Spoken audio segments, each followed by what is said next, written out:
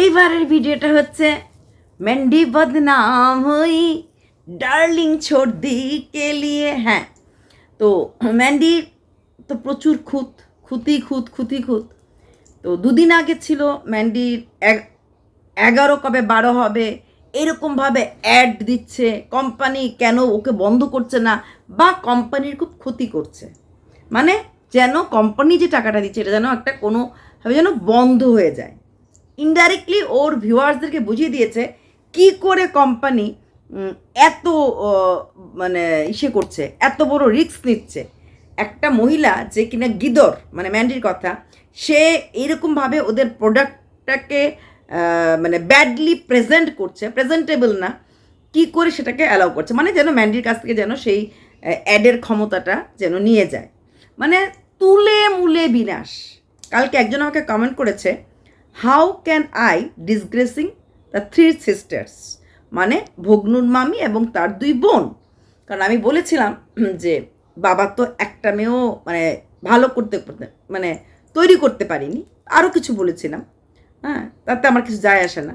এবার ওনাকে আমি বলছি, উনি ভেবেছিলেন কমেন্টে উত্তর দেব, sorry, reply me, so I am replying you in here, okay? How can I disgracing the 3 sisters? How can the single person disgrace a girl? And how old is she? I think Mandy's daughter is 8 years old. She can disgrace a girl of only 8 years. The girl who doesn't aware of this social media functioning. She doesn't aware what is going on. But one lady who happened to be her aunt has that right to disgrace her in every respective ways. In that case, if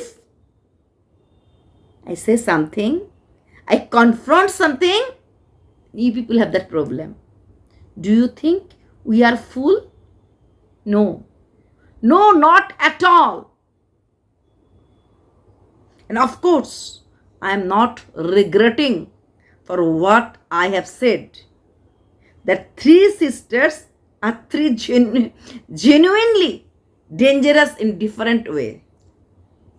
Second one, in open platform, she discussed about that red level, blue level, all this level, and also she uttered some bad words.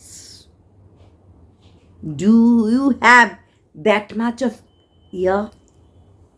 Can you hear? Increase the volume of your mobile so that you can also hear their sound also. Put that sound on your ear so that you can hear. চলুন, সে আমাকে কালকে বলল আপনি কি করে 3 জনকে disgrace করছেন, তার 3 বোনকে, মানে ভগ্নুর মামি এবং সাথে তার 2 বোনকে নিয়ে বলেছিলাম তার বাবাকে বলতে গিয়ে যে আপনি এমন একজন মানুষ 3টে মেয়েকে ভালোভাবে তৈরি করতে পারেননি। তাতে বলেছে কি করে আমি নাকি 3টে মেয়েকেই মানে খারাপ বলছে, অথচ একটা 8 বছরের শিশু যে কিছুই জানে না তার মা কি করছে না করছে, তাকে বদনাম করতে পর্যন্ত পিছু পা হয় না। সেটা তারা দেখে না প্রত্যেকটি ব্লগারের বাচ্চাকে টানাটানি করে, এটা তারা দেখে না। চোখ থাকতেও অন্ধ, কান থাকতেও বধির, কি করা যাবে? তারপরে বলেছে, আরও বলেছে আমাকে যে কি আমি মানে পুরো মাথা থেকে পা পর্যন্ত দিনে দিনে নাকি আমি ডিগ্রেড হয়ে যাচ্ছি। আমার আপগ্রেড হতে গেলে ভাগনার সাথে প্রেম করতে হবে না, ভাগনার সাথে বিছানা শেয়ার করতে লাগবে। আপগ্রেডের লক্ষণ বুঝি এইগুলি, ভাগনার সাথে প্রেম, ভাগনার সাথে শোয়া, তাই নাকি? দরকার নেই আমার এমন, আমি সারা জীবন ডিগ্রেড হয়ে থাকবো, আমার এমন A grade B grade upgrade হতে লাগবে না। তো তারপর আজকে নিয়ে আসলো কাঠদানা জামদানি। অ্যাকচুয়ালি কাঠদানা জামদানি সম্বন্ধে আমারও কোনো সে আইডিয়া ছিল না। ওই ভিডিওটা দেখার পর আমি সার্চ করলাম মোবাইলে, দেখলাম হ্যাঁ অনেক জায়গাতে 2600 টাকায় আছে, 2600 সামথিং, অনেক জায়গায় দেখলাম 2900 সামথিং, অনেক জায়গায় দেখলাম 3500। এখন ওর কথা হচ্ছে ম্যান্ডি দামটা প্রচুর রাখছে। বললাম না, ম্যান্ডিকে প্রত্যেকটা জায়গায় ছোট করতে হবে। সত্যি একদিনের জন্য হলো বনু ডেকেছিল, ভাবতে অবাক লাগে।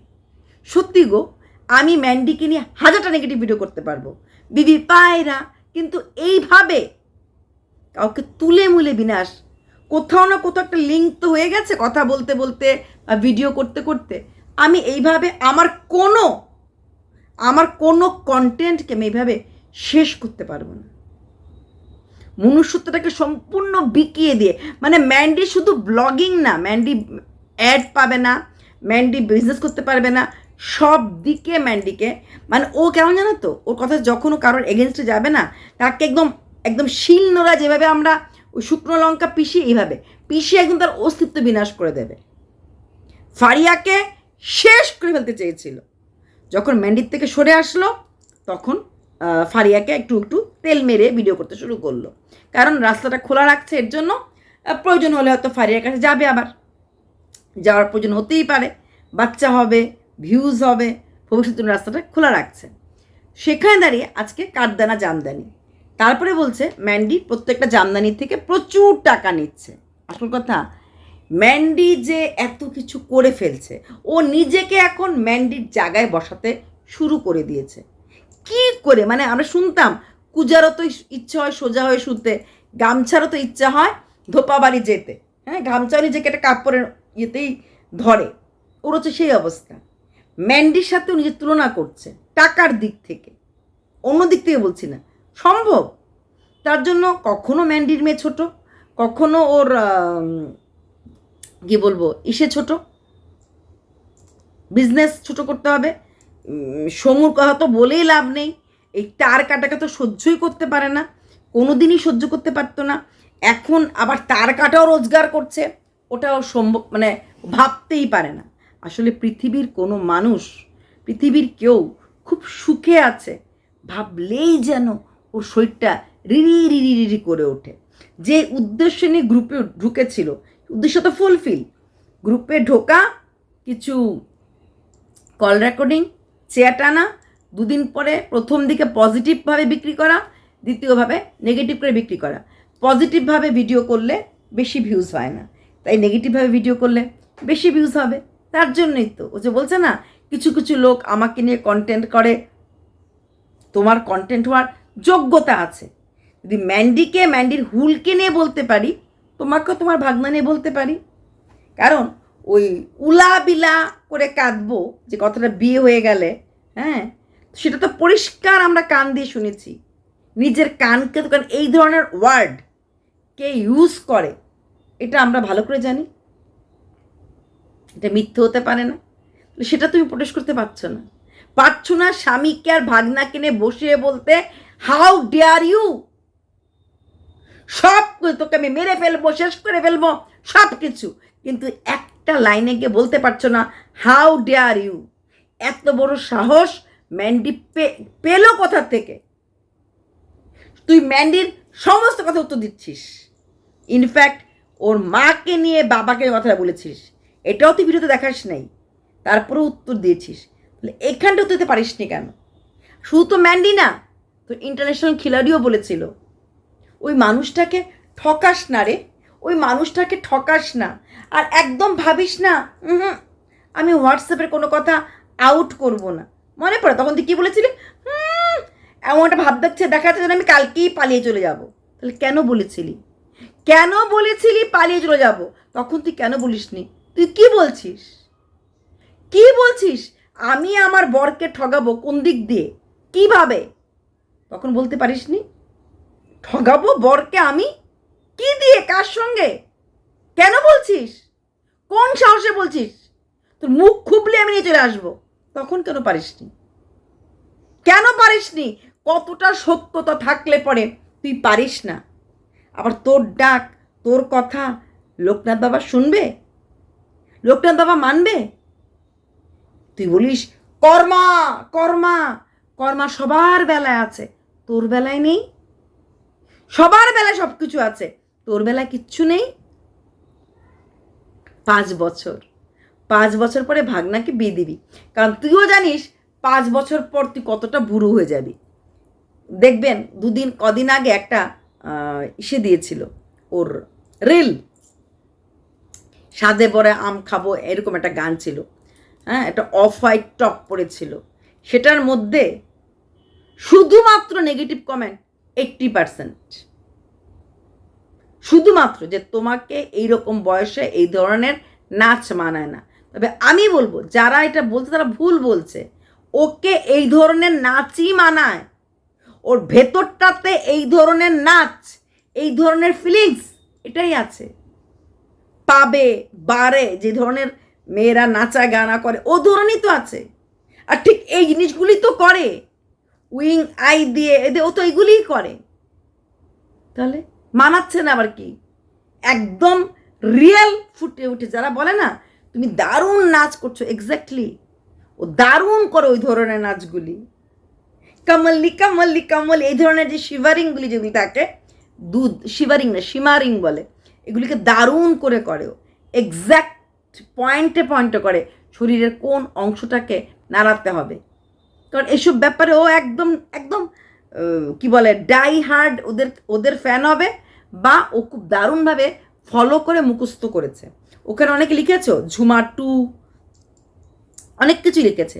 তুমি লোককে বলো কে পেটিকোট পরে না, তোমার তো পুরো খাস দেখা যাচ্ছে, একদম পুরো দেখা যাচ্ছে। যখন এমন করছিল না ওর পুরোটি দেখা যাচ্ছিল, ও তো ওইগুলি দেখানোর জন্যই ভিডিওগুলি করে। ওর নাচগুলি দেখবে, প্রত্যেকটা নাচের মাঝে থাকে একটা এপিলিং, হ্যাঁ, আর এই মানে সিডিউসিং যেটাকে বলেছিল না, সিডিউস করব, ওটাই থাকে নাচ। নাচ মানে তাল, নাচ মানে লয়, নাচ মানে মুদ্রা, সেগুলি থাকে না। একটা অন্যরকম একটা একদম একটা হাঙ্গার, চোখে মুখে সেই ক্ষুধাটা, সেটা নিয়েই ও প্রকাশ করার চেষ্টা করে, এটাই হচ্ছে নাচ। আর তার রিফ্লেক্ট ওর চোখে মুখে তো পড়ে, আর কমেন্ট বক্সও দারুণভাবে রিফ্লেক্ট করেছে তার মানে মনোভাবগুলি, সে কী করে সে ড্যান্সগুলি করেছে। এইবার ম্যান্ডির আজকের ভিডিওতে ছিল ওই ম্যান্ডির মার নাকি লাইভ ছিল, সেই লাইভে নাকি সবাই বলছিল ঠাকুরের মানে মন্দিরটা ভাঙা হোক। এটা তো ম্যান্ডি গাড়ি কেনার আগেই বলে দিয়েছে।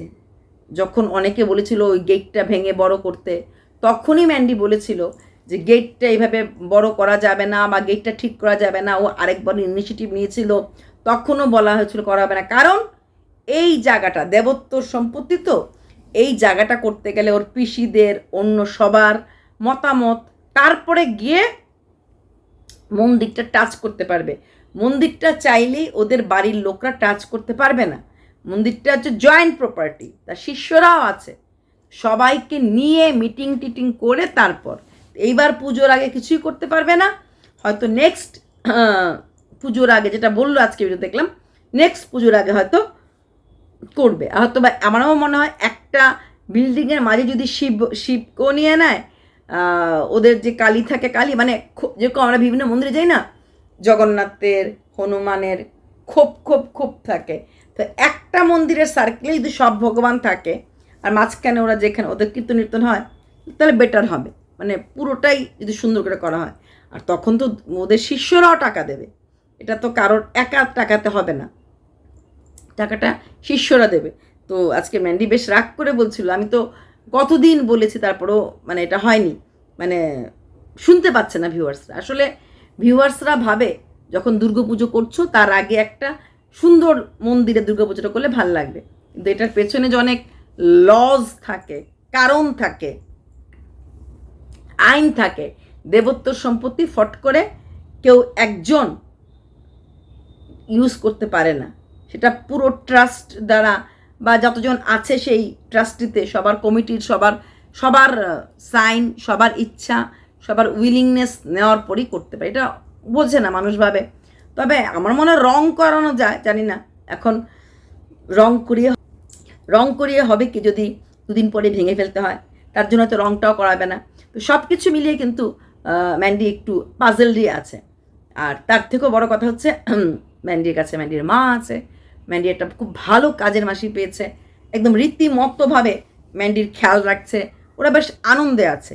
এদিকে লেডিস পার্টি, ওইদিকে জেন্টস পার্টি, এই রে এবার পার্থকে দেখিয়েছে না, এখন তো শুনে যাবে ব্যর্থ ব্যর্থ ব্যর্থ বলে।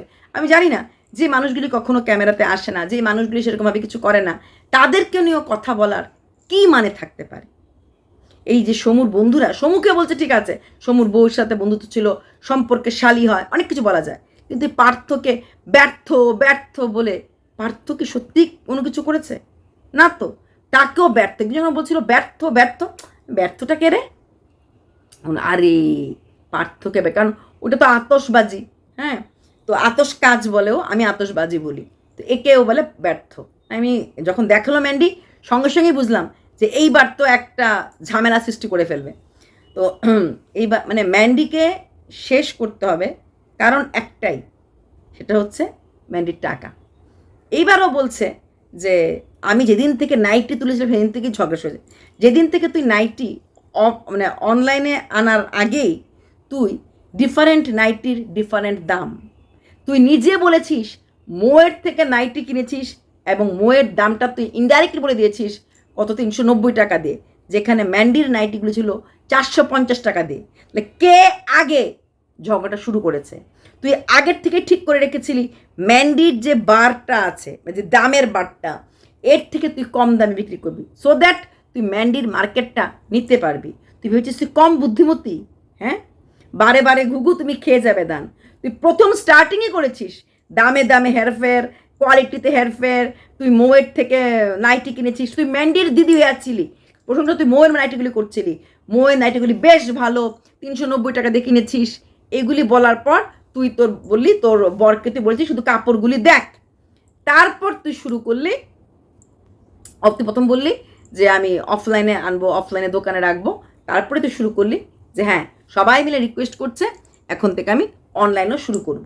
তোর টার্গেটটা প্রথম থেকেই ছিল, তুই বারবার একটা কাপড়ের কথা বলে ব্লেম দিচ্ছ, তুই টার্গেটটা তো ফিক্স ছিল, তুই জুয়েলারি ব্যবসাটা করলি, সেই লাইভে এসে ম্যান্ডি এবং ম্যান্ডির টিম তোর রিচটা বাড়িয়ে দিল, প্লাস নিজেরা প্রচুর গয়না কিনলো, আর সেই বিজনেসটা 2-3 মাস তুই মোটামুটি ভালোই তুই ইনকাম করি। তুই বলছিস না অমুক দোকানে আমার থেকে আমি বিক্রি করি 800 টাকায়, ওরা বিক্রি করে 3200 টাকায়। শোন, বড় বড় দোকানের বড় বড় জিনিসের দামও প্রচুর বেশি থাকে, এবং কোয়ালিটিতেও প্রচুর হেরফের থাকে।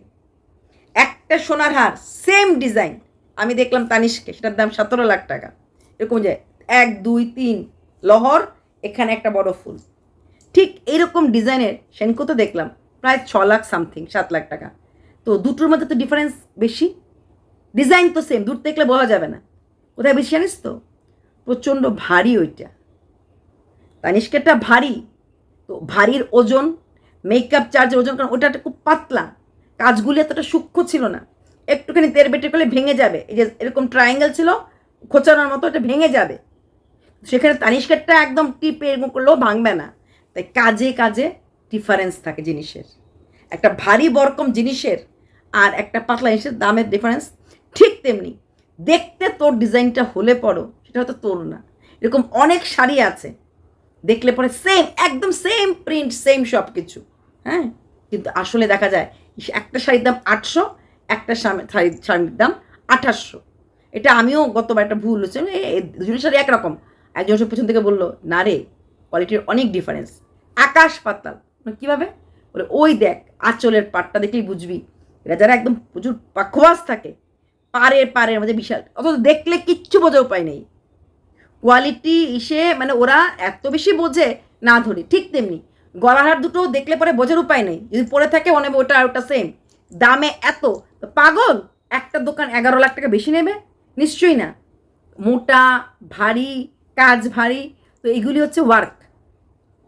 আর যে বললাম অনলাইনে যে যেখানে যেভাবে পারে সেভাবেই নেয়, যে যেখানে যেখানে পারে, তার জন্যই তো শপিং অনলাইন না অফলাইন করো। তুই বলেছিস না সোফাটা কেন তুই কিনলি, 2 পা ঘুরে কিনতে, শুধু সোফা না, শাড়ি, নাইটি, বেডশিট, এগুলি আমরা ওই অফলাইনে কিনলে পরে কোয়ালিটিটা বুঝতে পারি। আজকাল যেহেতু আমরা সমস্ত বাজারই অনলাইনে করতে ভালোবাসি, অ্যামাজন, ফ্লিপকার্ট সবাই মিলে, তার জন্য আমরা ওই অনলাইনটাই ভালোবাসি। কে যাবে ঠেঙ্গিয়ে, কে যাবে, ওর ব্যাপার হয়ে গেল। মানুষ শুধু সোফা কেনে না, আজকাল ফ্রিজ ট্রিজও অনলাইনে নিয়ে চলে আসে। যেতেও লাগে না, কিছু করতে লাগে না, ওরা সেটও করে দেয়। এমন অনেক আইটেম আছে সাথে কিনা আরবান কোম্পানিকে দিয়ে দেয় ফর ইনস্টলেশন। আরবান কোম্পানি ওদের একটা পেমেন্ট নেয় আলাদা, কিন্তু এসে ইনস্টল করেও যায়। ইনস্টলেশন চার্জ লাগানো থাকে। যখন জিনিসটা আসলে পরে ডেলিভারি হলে পরে ওখান থেকে ওরাই ফোন করে দেয়, তখন আরবান কোম্পানি থেকে যোগাযোগ করে ওই ফোন নাম্বারটা দিয়ে দেয় যে আপনার সাথে অমুক যে আসবে সে যোগাযোগ করে নেবে। বুঝলি? এইগুলি বুঝতে গেলে অনেকটা ব্রেন দরকার। ওই লোকের ঘরের কড়াইটা কতটুকু নোংরা, লোকের ঘরের কাপড়টা কতটুকু নোংরা, ওইগুলি দেখলে না এইগুলি জানতে পারবি না। এগুলি এক্সপ্লোর করতে গেলে নিজের দায়রাটা বাড়াতে লাগে। হ্যাঁ, তুই তো ম্যান্ডি, টিনা আর এর পিছিয়ে পড়ে থাকবি, তুই জানবি কোথার থেকে? ওই যে কস্তুরি মেথি দিয়ে রান্না করেছিলি, কারণ তোর কস্তুরি মেথিটাই তোর জীবনের সব। জানিসই না কস্তুরি মেথি কি আসলে কি বলে? তুই বলেছিস ম্যান্ডি জানে না, চাকরিতে এখন পেনশন নাই, হ্যান নাই, ত্যান নাই। তুই কতটা জানিস? সব জানিস? কোন কোন চাকরি কী ফেসিলিটি, কোন চাকরি কীরকম টাকা, কতটুকুন জানিস? কতটুকুন বুঝিস? তুই ভাব দেখাস, তুই সব জানিস। টিচিং ফাক। ভাব তারাই দেখায় যারা এমটি ভেসেলস সাউন্ড মাছ। আশা করি বোঝাতে পারলাম। চলো বাই।